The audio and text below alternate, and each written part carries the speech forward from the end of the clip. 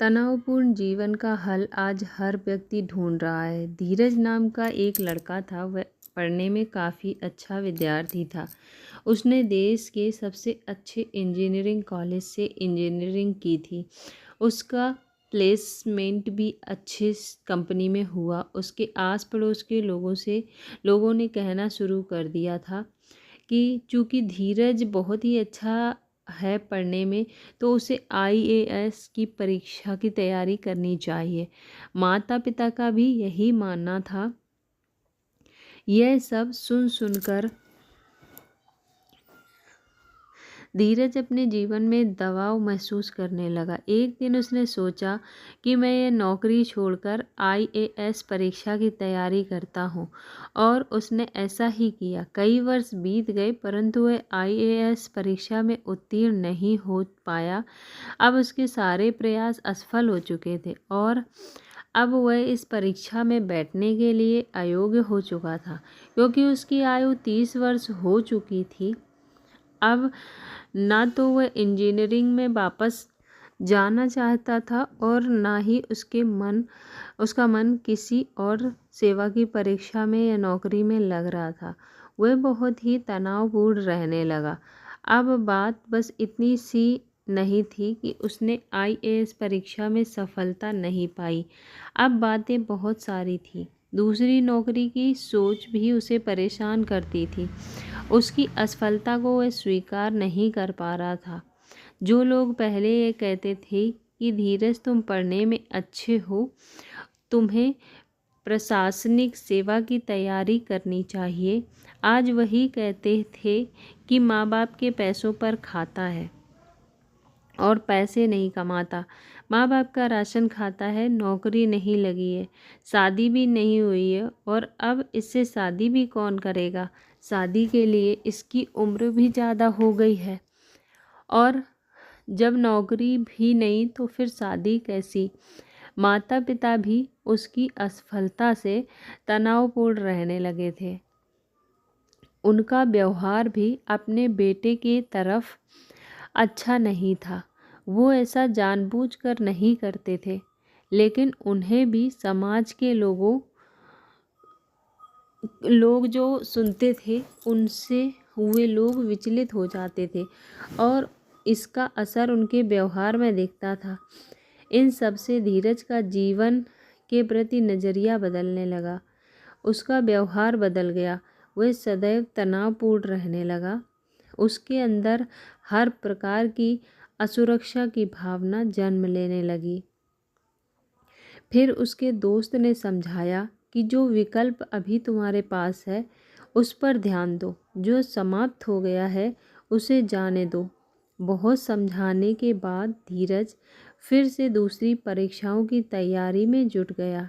1 साल के अंदर ही उसे सरकारी नौकरी भी मिल गई, परंतु उसका व्यवहार न बदला। वह सदैव परेशान रहने वाला अधीर धीरज बन गया। सदैव तनाव में रहता कि यह होगा कि वह होगा, ऐसा ना हुआ तब क्या होगा। कुछ समय पश्चात उसकी शादी हो गई। उसकी धर्मपत्नी एक अच्छी महिला थी, जो कि किसी शहर के एक बड़ी कंपनी में काम करती थी। कुछ समय बाद उसके जुड़वा बच्चे हुए, एक लड़का और एक लड़की। बाहर से देखने में धीरज का जीवन पूर्ण लगता था। अच्छी नौकरी, अच्छी पत्नी, प्यारे प्यारे 2 बच्चे, और क्या चाहिए एक आदमी को जीवन में। परंतु इन सब के बीच धीरज सदैव तनावपूर्ण रहता था। जब भी बच्चे किसी बात पर झगड़ते, हल्ला करते, तो उसे लगता कि वह कितने अशिष्ट हैं। उन्हें ज्ञान सिखाने के बजाय वह सदैव यह सोचता कि वह ऐसे क्यों हैं।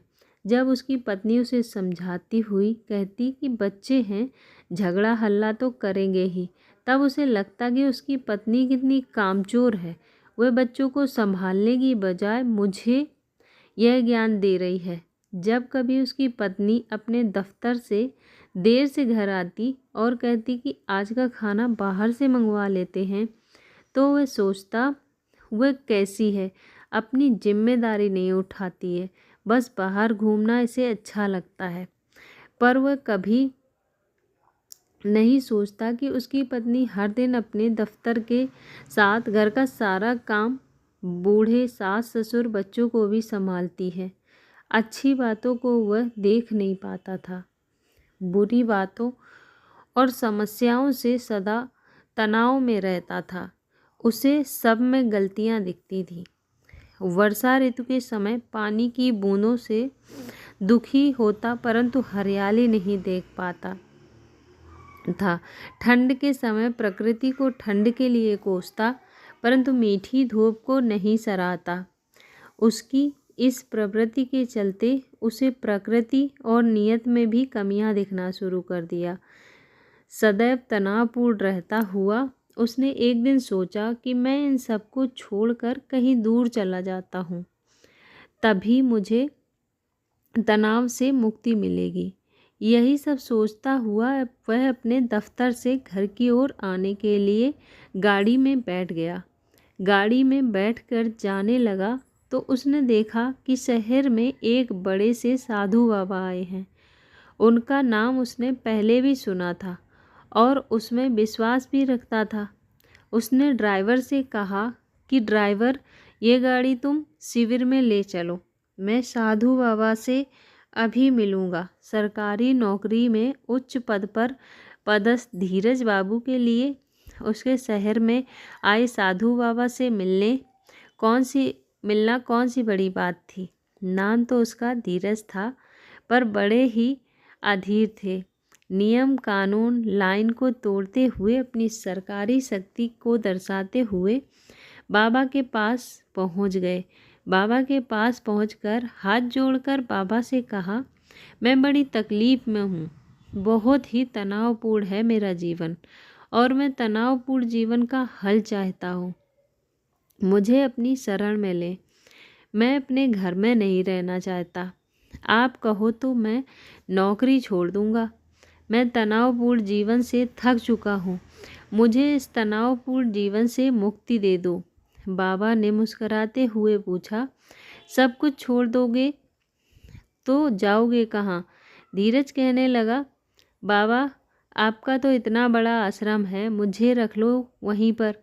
साधु बाबा ने फिर मुस्कुराते हुए कहा, वह सब तो ठीक है, परंतु जिस चीज़ को तुम छोड़कर जाना चाहते हो उसे साथ लेकर नहीं जा सकते। धीरज ने बाबा से कहा, मैं नहीं समझ पाया। बाबा आप क्या कह रहे हैं? बाबा ने कहा, तुम तनाव को लेकर आश्रम नहीं जा सकते। तभी धीरज तपाक से बोला, बाबा मैं जानबूझकर तनाव में थोड़ी रहता हूँ। मैं समस्या नहीं चाहता। मैं नहीं चाहता कि मुझे तकलीफ हो, कष्ट हो। मैं बार बार इन बातों को सोचूं। मैं नहीं चाहता कि मुझे तनाव हो, परंतु अब ईश्वर ने मेरे जीवन में इतना तनाव लिख ही दिया है कि मैं इससे हार चुका हूँ। मुझे अब इस तनावपूर्ण जीवन का हल नहीं मिल रहा। बाबा ने पूछा, बेटा क्या केवल तुम्हारे जीवन में ही तनाव है? फिर थोड़ा रुककर उसने कहा, मैं तुम्हें एक कार्य देता हूँ। तुम घर जाने से पहले यह कार्य कर लो। धीरज को बाबा में आस्था तो थी ही, तो उसने हाथ जोड़कर बोला, जी बाबा बोलिए। मैं तो साधु बाबा कहते हैं सामने मेला लगा है, तुम उस मेले में जाओ और वहाँ से कुछ ऐसे लोगों को पकड़ कर लाओ जिनके जीवन में तनाव नहीं है, और सुनो कम से कम एक तो जरूर लेकर आना। धीरज ने हामी में सिर हिलाते हुए बोला, जी ठीक है, और चला गया। मेले में जाकर उसने बहुत सारे लोगों से पूछा कि उनके जीवन में तनाव है या नहीं,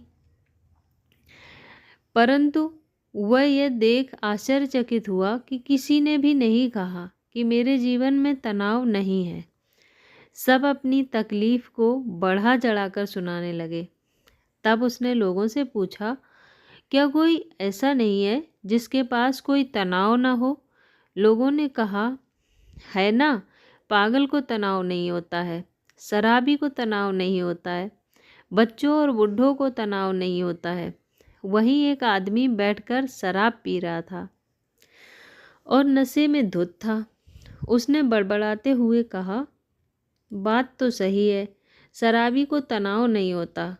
हमें क्या पड़ी है, कहाँ क्या हो रहा है। बस इतनी सी चिंता रहती है कि आज दारू का जुगाड़ कहाँ से करें, कहाँ से पैसे मिलेंगे कि मैं बोतल खरीद पाऊँगा।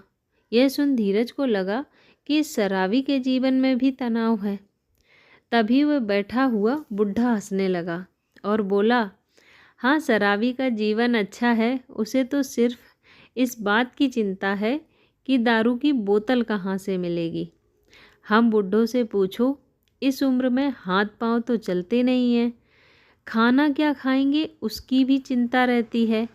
उसकी बात खत्म भी नहीं हुई थी कि वहाँ पर एक पागल हल्ला करता हुआ आया। लोगों ने उसे भगाने के लिए उसे दौड़ाना शुरू कर दिया था और वह मुझे मत मारो बोलकर रोता हुआ दौड़कर भाग रहा था। यह सब देख धीरज को लगा, चाहे वह आम आदमी हो, शराबी हो, पागल हो, बुढ़ा हो, सबको तनाव है। तभी एक बच्ची उसके पास आती है और कहती है, अंकल क्या आप मुझे कुछ रुपए दे सकते हैं, मुझे भूख लगी है। माँ ने जो पैसे दिए थे मेले में आने के लिए वह मुझसे गिर गए। धीरज ने बड़बड़ाते हुए 50 रुपए निकाले कि बच्चे को भी तनाव का सामना करना पड़ रहा है। इस बच्ची को भूख और पैसे नहीं है। बच्ची ने रुपए लेते हुए कहा, क्या अंकल, इसको तनाव थोड़ी ना कहते हैं, ये तो भूख की समस्या है। बच्ची की इस बात से धीरज को की अकल ठिकाने आ गई। वह दौड़ा भागा साधु बाबा के पास पहुंचता है और उनके चरणों में गिर जाता है। बाबा उससे कहते हैं, क्या हुआ बेटा, तुम इतने दौड़ते भागते क्यों आए हो। उसने कहा, आपने मेरी आंखें खोल दी। यदि आपने मुझे मेले में ना भेजा होता तो ये जान ही नहीं पाता कि मैं कितना मूर्ख हूँ। मैं समझ गया कि जीवन ने न केवल दुख दिए हैं, सबके जीवन में अपने हिस्से के सुख दुख, अपने हिस्से की परेशानियां हैं। चाहे बुढ़ा हो, चाहे पागल हो, चाहे अपाहिज हो, चाहे सामर्थ्यवान हो, चाहे बच्चा हो या जवान हो, सबके जीवन में अपने अपने हिस्से के दुख सुख परेशानियां हैं। और तो और मेरी आंखें तब खुल गईं जब एक बच्ची ने बताया कि तनाव तो कोई समस्या है ही नहीं, समस्या तो भूख है। और मैं आज तक समझता था कि तनाव मेरी समस्या है। यदि मैंने अपनी समस्याओं का निवारण किया होता तो मुझे कभी तनाव होता ही नहीं। यह सब सुनकर बाबा मुस्कुराते हुए उसकी पीठ थपथपाने लगे। धीरज ने बाबा से कहा, परंतु अभी एक प्रश्न मेरे मन में शेष है। बाबा जी, हम हर समस्या का निवारण तो नहीं कर सकते, तो क्या उस वजह से हमें तनाव नहीं होगा। बाबा बोले, इतनी बात समझ गए हो तुम तो यह भी समझ लो पुत्र कि समस्या केवल लंबित या अपूर्ण कार्य या मंशा ही नहीं होती।